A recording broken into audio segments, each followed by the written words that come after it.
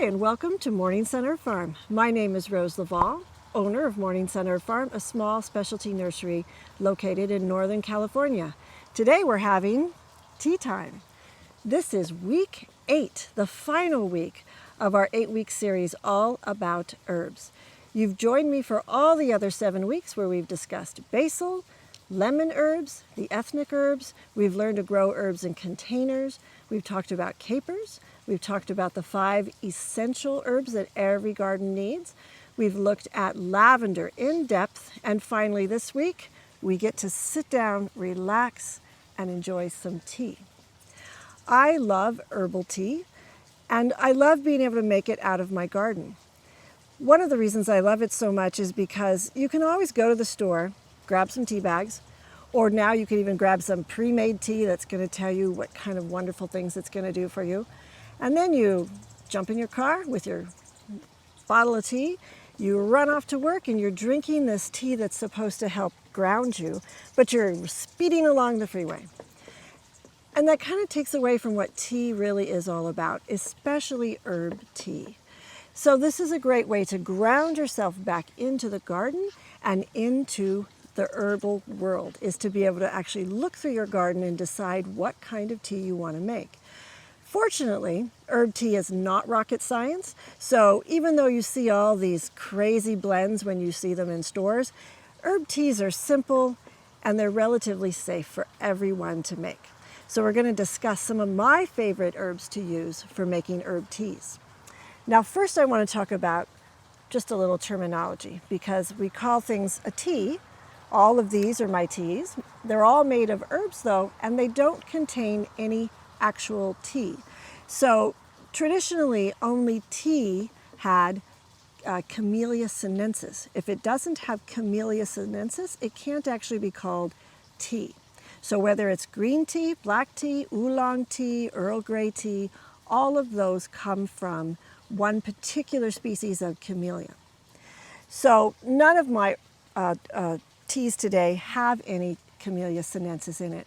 So a lot of people love to call it a very fancy name. I love this name. They're called a tisane. A tisane is a tea made only of herbs, spices, seeds, and flowers. So these are all tisanes. They have no caffeine in them, and they're all made from plant material out of the garden. There's also infusions and decoctions that you'll see sometimes. And when we're talking about an infusion, we're talking about taking our tisane or our tea, and we're really letting it go for a long time. We're letting it infuse into the water for a long time because we're really trying to pull out a lot more than just a flavor out of that particular leaf. And a decoction, if you've ever had traditional Chinese medicine, you've had a decoction, which means it's seeds, bark, root material, rhizomes that are all smashed up, and eventually they're boiled. And they're boiled down into something that's usually not very flavorful, and but that's how you get out all those fabulous components out of the material, is you have to actually boil it out. Now with our teas, we never boil, so it's kind of our classic thing to learn about tea making. Very simple. If you're going to start with tea that you're going to use hot water in, you're always going to bring your water up to boiling. You're going to pour it over your plant material, and then you're going to close the lid. So whether you're just in a little teapot like this, or a big teapot, or even on a kettle or a big pot, you're always going to want to shut it down, because all those essential oils, as they start to vaporize, you don't want to lose them. So this tea I've let go for quite a while, actually, a little bit more than I would usually go. This tea has gone for about 15 minutes. I'm going to use this as kind of a medicinal tea. And we'll talk about this plant today. This is a basil, and I've let it go for about 15 minutes. This is our sacred basil, or Tulsi basil. So it's a very dark colored tea. It's only one particular plant. It has a very herbal taste to it. You can also bring your water up to boiling, add your plant material, shut it down, and let it cool off for a few minutes, and then pull your plant material out. And then you can do something fun. This is an anise hyssop tea, and it's It's got a lot of fruit in it right here. Let's see if I can. So this is anise hyssop and pineapple sage, and then I've added fruit to it. So fruit infusions are a great way to add a little bit of natural sugar. So this I've let infuse with now the actual fruit, and I let this one go for about 15 minutes. And then I'm going to pour it over one of the other plants we're going to talk about, because having some edible flowers in your tea is fabulous. French press is another great way to make your tea. So this tea was made quite a bit earlier today. I let it French press for about 10 minutes. This is what we call razzle mint tea. So this is a blend. This tea here has, oh gosh, spearmint, peppermint, rose hips, lemongrass, orange peel, and raspberry leaves, and a little bit of cinnamon. So it really is the perfect combination of all the possibilities you can get with herbs in your tea blends. You can also go with the sun tea, right? This is the great way to make your tea, and I love to use this for some things like nettles. In this jar is rose petals, lemon verbena, nettles, and a little bit of rose geranium. And this one's not quite ready yet. I've been letting this go for about 4 hours, and it has about another 4 hours. So as you can see, it's not like I measure. Usually you use 1 tablespoon of fresh material or 1 teaspoon of dried material per cup of hot water. So that's kind of a basic, and of course it depends on how you like it to taste.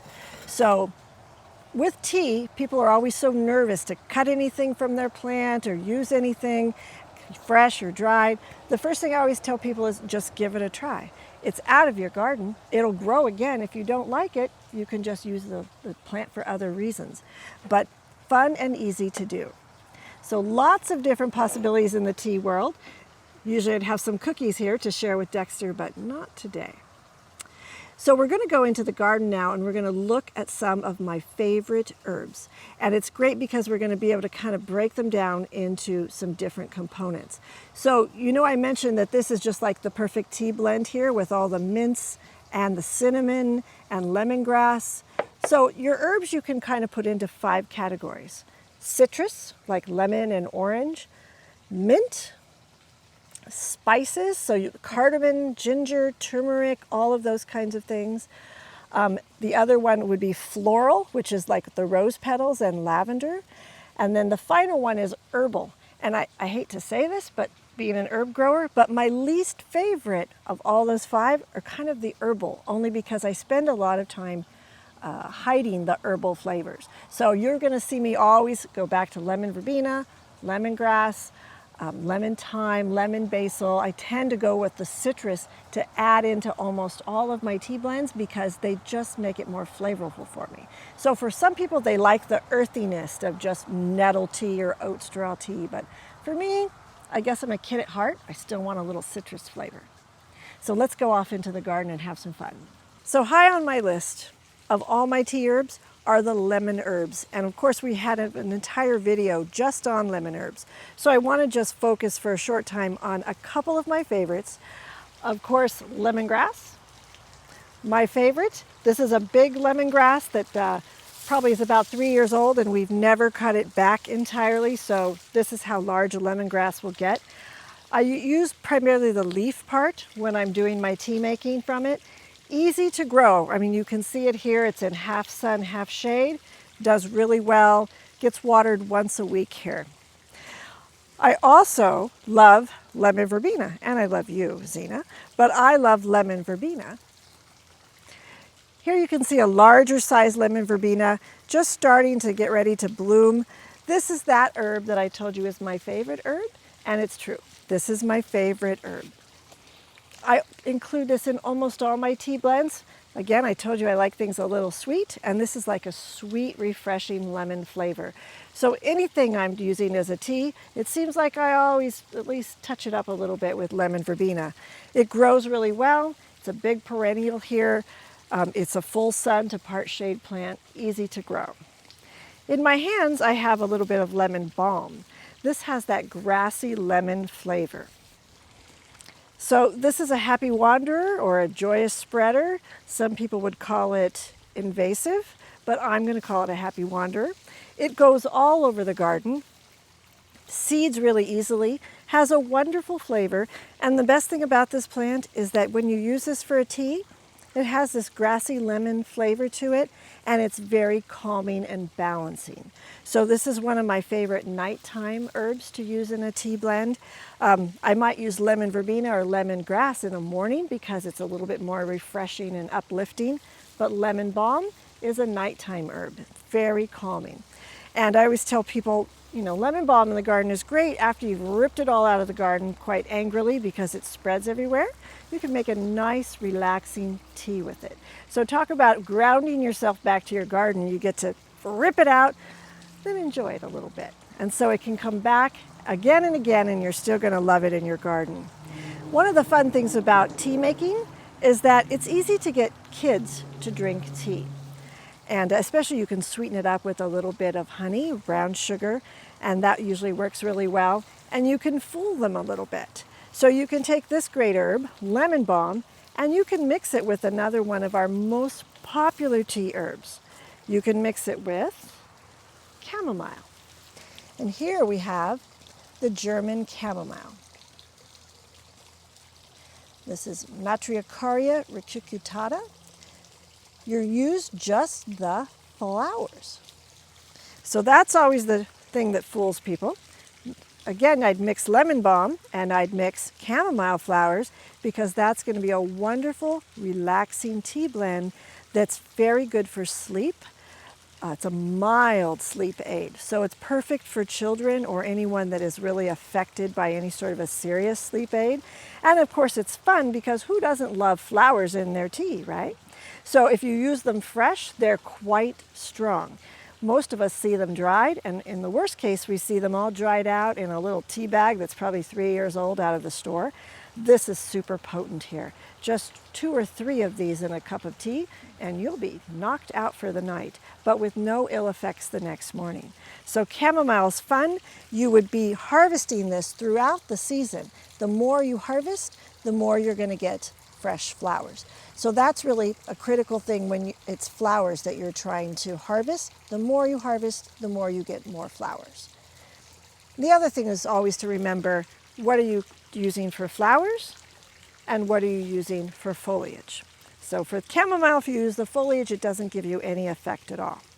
Then if you really want your kids to sleep, you're going to add one more really great component to it. And we've talked about it a little bit with the lemon herbs, but you're going to add catnip. And you can add regular old catnip. And I have one in my garden, which I don't think my cats have found. Otherwise, it would be flattened.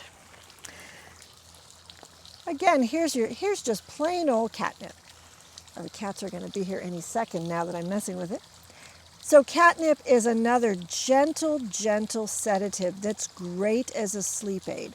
And I talk about for kids in particular, but not just kids. So if you're a grown-up and you want to have something calming in the summertime, even as an iced beverage, it doesn't have to be a hot tea. It can be an iced tea, a little bit of honey or agave syrup. It's wonderful to help you sleep. Very relaxing.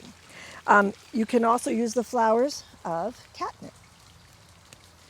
So here you've got these beautiful catnip flowers. Mix that in with your chamomile flowers. I'll call catnip another joyous spreader, which means it's pretty invasive.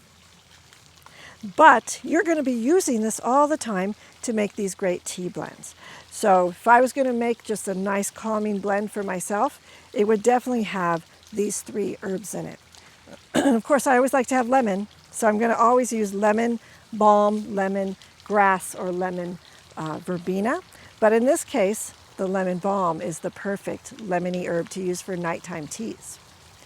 We don't always want nighttime though. Sometimes we want to get up and be real zippy. And so one of the primary things we would use for that are mints.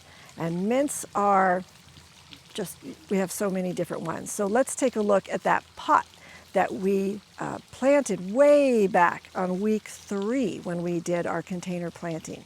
So way back in week 3, we actually planted this container with 5 different mints. So we had our wonderful banana mint, pineapple mint, pear mint, strawberry mint, and orange mint.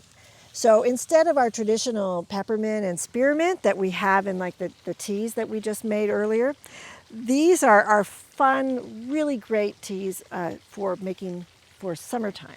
So when I think of a summertime drink, these kind of wonderful fruity teas, fruity mints are fabulous. They also grow just as well, of course, as our spearmint and peppermint. So you notice banana mint trying to make its way out of here. So this is always a good reminder that we're going to keep these plants tucked inside, or we're going to prune them back, especially because why don't we make tea out of them? So kids love it. If you're going to make like hot chocolate or even just regular chocolate at night, if you make banana chocolate or strawberry chocolate or orange chocolate or pineapple chocolate, I mean, that kind of zips it up a little bit and adds a little bit of great mint. And mint has a lot of purposes besides just tasting good. So it's great to make a tea that tastes good, but one of the wonderful things about using herbs in teas is that you can also get a lot of the health benefits from it. And mint is probably one of the first things I think of when I've had a big barbecue, a big meal, lots of ribs or something like that, and I don't feel very good. You drink mint tea. And any of these mints will work, not just spearmint and peppermint. And those kinds of mints are going to make your stomach feel better. They're going to aid in digestion. They're going to get everything moving around there. And also they're good for gas. So if you have a gassy meal, you can use this afterwards. We always think of using the digestivos, which are alcoholic beverages you drink after dinner, but you don't have to do that. You can just have an herb tea, especially a mint tea. So you've got this beautiful bowl. You can always just take pineapple mint, and I know, it's so wonderful. Plus it's so pretty. So you notice how you can use this as a garnish, not just in your tea, but with your tea. So beautiful. So if you're trying to have a nice evening meal and you want to kind of jazz it up for the guests a little bit, include a little bit of garnish of what you're including in your tea blend. It just sort of makes it a much more special. Tea is mint, of course, is very easy to grow. Here we are actually underneath a redwood tree. It gets a lot of shade. And so long as I keep these fairly cool and fairly moist, they will do really well. Mint will do equally well under hot, dry conditions, except the flavor changes. So we're talking about using these plants for teas this week. So we want to make sure that we're keeping them sweet smelling and not bitter. If they get really hot and dried out, the leaves get waxy, the essential oil actually leaves those leaves and you're left with just the bitter component. So if you ever have had a mint tea and you went, oh, that's bitter, part of it may be that it's time to prune that back, move it into a little bit more shade, and get some new leaves from it. So mints. Mint is a whole component on its own to herbal tea blends. You see, these are just 5 different tastes you can get from mint. So wonderful, fun to play with for your tea making. This lovely perennial we're looking at here is a native of the Midwest of the United States. This is Echinacea purpurea, purple coneflower. This is one of the traditional species that we think of as a medicinal herb, and it's one of those medicinal herbs that is widely used here in the United States and all over the world as an immune builder. So we use this plant, primarily the root system, to help build our immune system. So it's something that you would use as a tea blend for a short period of time. So you can use all parts of this plant for its medicinal and its tea purposes. The flavor is not spectacular. I love to use it as a flower tea. Those purple petals are beautiful, and you can even float this main cone in with it also. You can't really eat the cone at all. It's very hard and durable. And the petals, they don't have a lot of flavor. So this is that herbal idea where you're tasting and you're going, tastes like lawn or grass or hay. Those are the traditional things we call this kind of herbal flavor. But it's got a lot of good medicinal use. So again, I would mix this with something citrusy or something else that's floral, that's more strongly scented. You can use the flowers, and the flowers have the immune building in a very small quantity. You can use the root systems by digging it up, and you can make teas out of the roots. That's where you're going to be using it as a decoction, right? We talked about that earlier. These are very gentle components in a tea. So if you were to boil this, you would be basically boiling out all the useful components. But when you get down to the root systems, the big fleshy system, that is the area where you're going to have to boil it down in order to get the components you want. So it's beautiful to look at. We use it as a cut flower a lot, and of course you can tell it's great for bringing pollinators into the garden. And it's a very useful and functional tea herb, especially as a medicinal tea. It doesn't add a lot of flavor on its own, but super important to include, especially in a tea blend that you're going to use during the winter time. So this would be a good time to harvest those flowers and dry them for using for wintertime teas. We're also going to add one more herb here that's it's a stickery one, and it's fun to talk about because no one can believe it when we actually talk about using it for edible purposes. So let's go take a look at it. So here we are beside one of our most useful herbs for making a tea. So it's always a surprise when I tell people what it is. I'm only going to pet it gently here. These are stinging nettles. Urtica dioica is the botanical name. It's actually getting ready to flower here. It's flowering actually and getting ready to produce seed. Very beautiful to look at. It has, and it's a little bit hard to see, but it has on the leaves, especially the undersides of the leaves and the stem, there's these tiny little stickers. And on the stickers, there's a little bit of chemical, uric acid. And when you push your hand into this plant, it stings you. And it just lasts for a little bit of time, but depending what body part hits it, that little bit of time could be really kind of intense. So it's a fun plant to think about growing because you don't necessarily want it where you're going to run into it, unlike so many herbs that smell good. But I can't say enough great things about this plant. So stinging nettles, full of vitamin A, vitamin C, vitamin B6 and B12. It's got all kinds of polyphenols in it. It's got all kinds of essential acids in it. It's super high in calcium, particularly usable calcium, and magnesium, iron, and selenium. It is food. It is super nutrition. So I would drink nettle tea every day, whether I was a man or a woman, because it's a really good tonic tea, meaning it's a tea that you can drink every day. For most people, they go, I don't want stinging nettles in my garden. So you can buy it dried, of course, or in other forms. It used to be used, and it still is used, for people who have arthritis. And what you would do is you'd cut the branches and you'd smack yourself with them. And those little uric acid stingers would go into you and it would help the inflammation. We don't do that much anymore, but it can be used internally as that tea now to help with inflammation. So I'm telling you, this plant is important and you should be drinking it every day. So the second you dry it or the second you wilt it, like you would in a tea, it's going to disappear as far as having that sting. And this is one I like to use in my sun tea. So nettles to me taste like, hay lawn, for lack of a better word. So I've got lots of nettles in here, tons of nettles. In general, you use about a cup of nettles for every 2 cups of water, so you really make it intense. A little bit of rose petals because that has a lot of good regeneration in it. My lemon verbena, because I can't live without my lemon verbena. And then a little bit of rose geranium in here too, just to give it a little bit more of a floral flavor to it. It's only gone for about 4 hours. I love to make a sun tea with the nettles because of all of the herbs that I use, nettles is the one that has the most mineral content. And so letting it steep out very slowly is the best way to get all of those great minerals into the tea and then into your body. So next time you're walking through a patch of nettles out in the forest and you are cussing at it, remember how useful it can be. And cut some of it, maybe use your long sleeves in order to cut it, and dry it, and then use it to make tea, or fresh.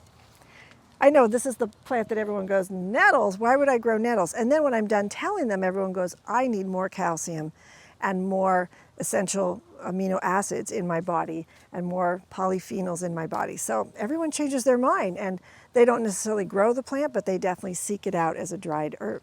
So again, the nettles don't have a lot of flavor. It's that herbal component, but the lemon verbena is going to give you a much better flavor, I think. But a lot of people just like the flavor of nettles. And if you've ever had nettle soup is delicious. And it's like a bright green because it has so much chlorophyll in it.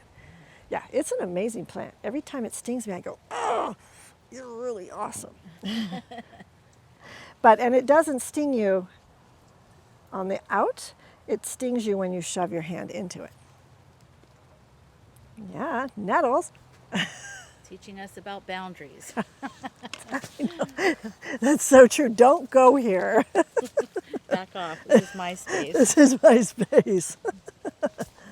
This is Monarda didyma, but we commonly call it bergamot or Oswego tea or bee balm.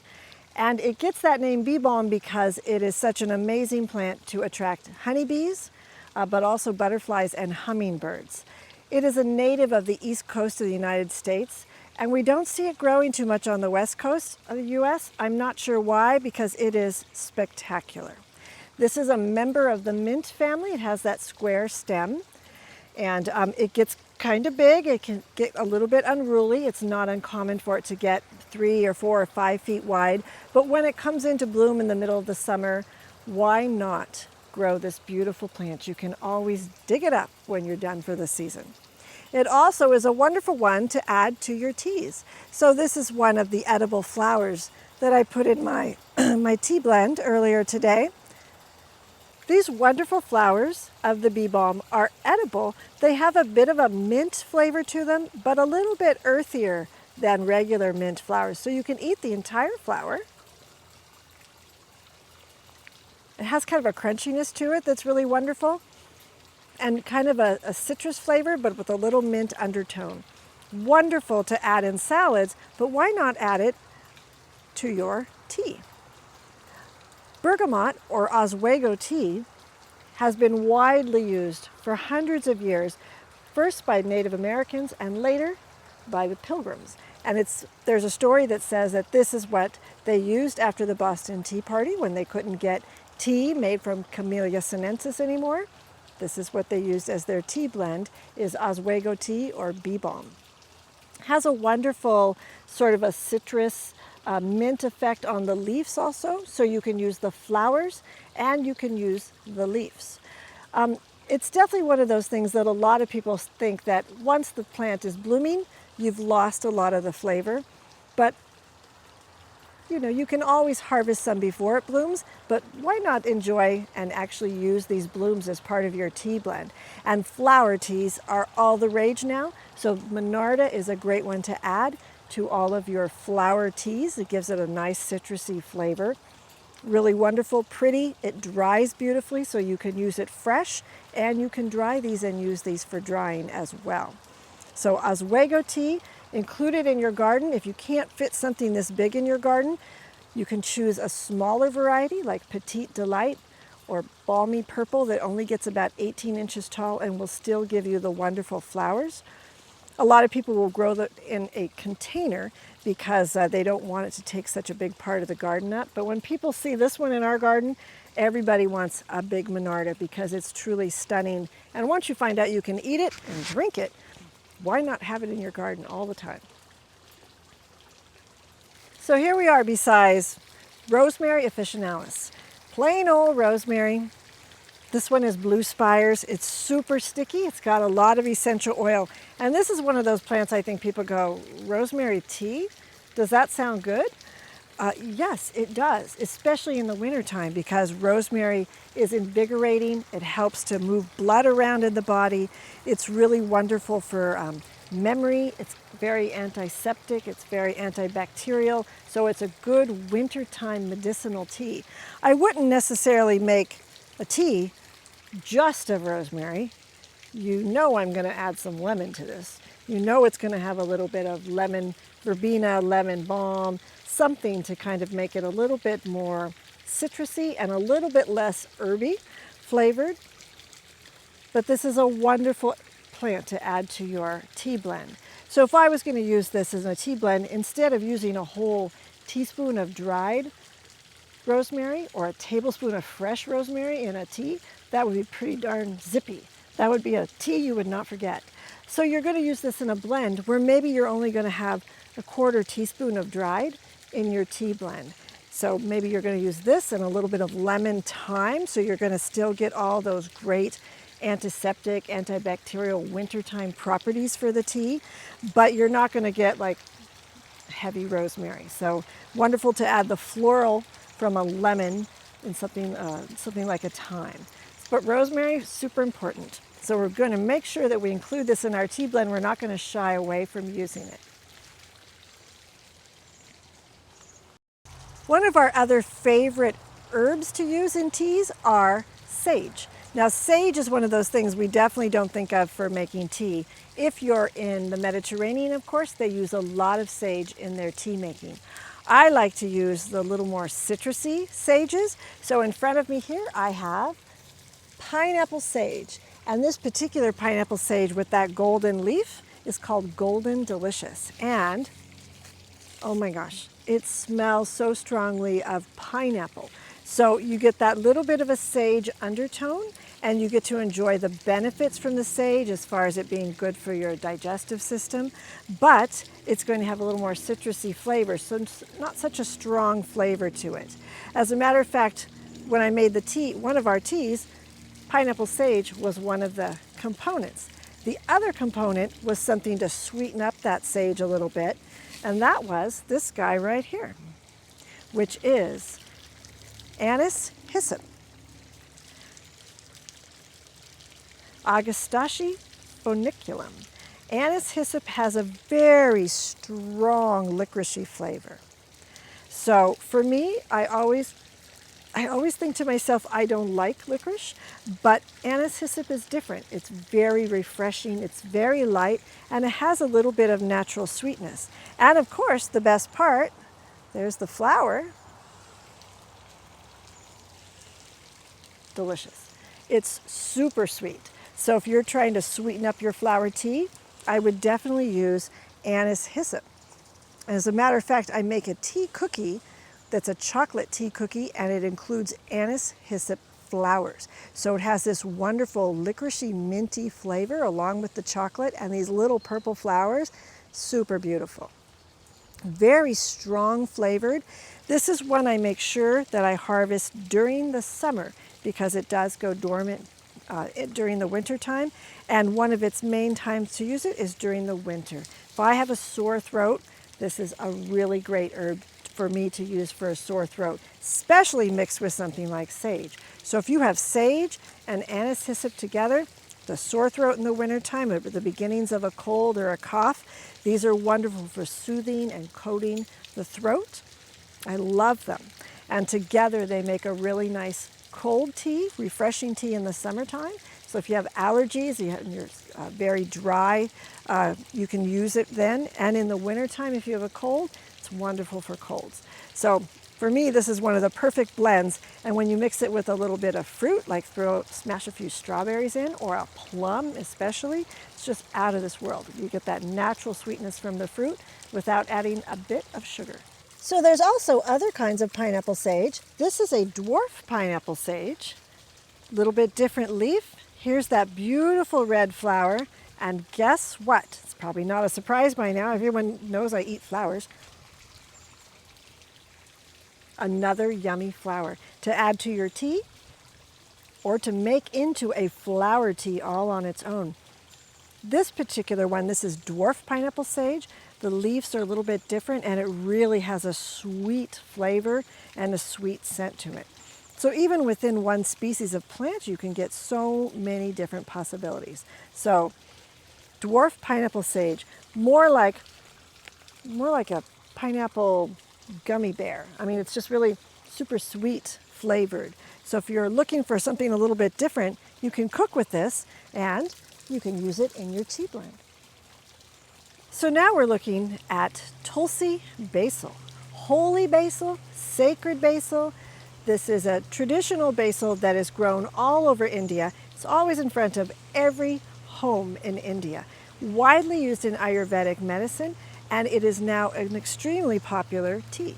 So this is Tulsi tea. Tulsi is basil essentially, but it's one particular species of basil, Ocimum tenuiflorum. So this is a beautiful example, very different leaf. I wish you could feel the leaf through the camera. It's very fuzzy. You wouldn't even notice that this was a basil because it's covered with little fine hairs, and the fragrance, completely different. It has some clove to it. We think of using this as a relaxing tea, but even more important, this is a big immune boosting tonic tea. So people use this for increasing immunity and for overall general wellness. And so a lot of people drink Tulsi tea every day. It's, it's strong, it's herby, so I'm going to have to add something to it normally. I mean, it's delicious. It has a little bit of clove to it, which I love cloves in my tea. So it's got a little spiciness that's rather unexpected. You could always add a little bit of lemon basil or cinnamon basil to it to keep all the basils together and still get that same wonderful effect of being a well-being tea or a good tonic tea for everyday use. A lot of people just like to have this plant outside their house because it definitely signifies goodwill, good fortune. The cat loves it, the dogs love it, everyone is paying homage to it.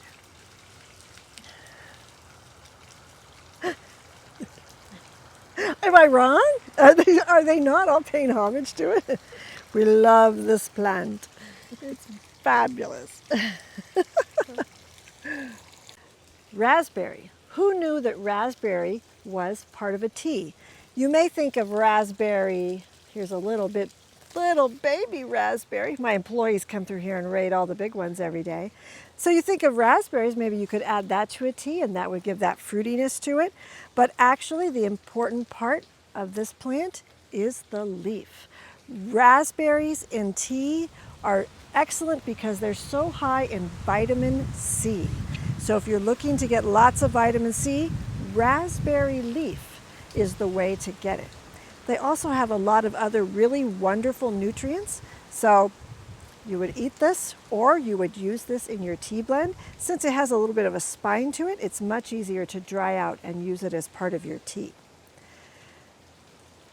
This is a tea that's also used a lot by pregnant women, particularly in the last trimester of their pregnancy. So this is a good time to mention that if you're going to be using herbs as teas, which is definitely the safest way to take herbs into your body for a medicinal form, you're going to want to make sure if you are pregnant or have any pre-existing health conditions, you want to be able to discuss it with your physician or find a good herbalist in your area or go to some websites. There are some really great ones out there, especially the American Botanical Council has all the research that's been done and can tell you any contraindications why you wouldn't use any of these herbs into your tea blends.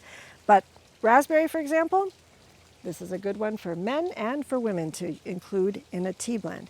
The flavor is herby. So you know what I'm going to do with it. I'm going to be adding some sort of a lemon herb to this or some sort of a spice perhaps.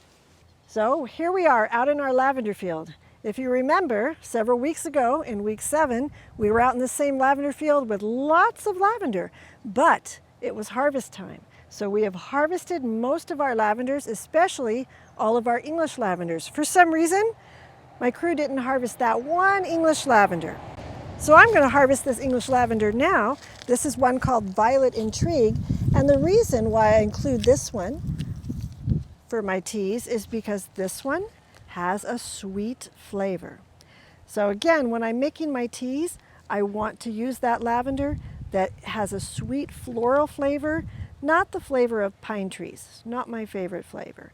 So all of these little flowers you could dry and use in your teas, but those, they're gone very quickly. Really, the part of the plant that has all of the delicious flavors are the buds.